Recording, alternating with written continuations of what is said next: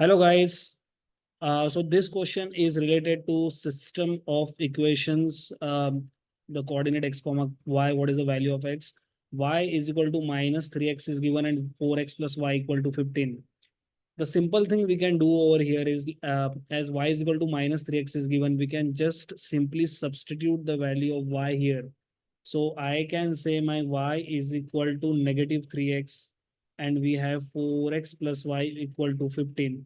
Just substituting the value of minus 3x in place of y will solve the purpose. 4x, I will say plus in place of y, I will put negative 3x equal to 15. Now we already know it is 4x minus 3x equal to 15. I can say x equal to 15.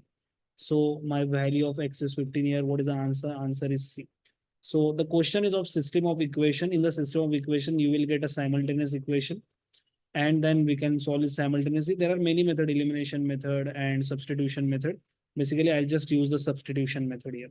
I'll just write here that I have used the substitution method.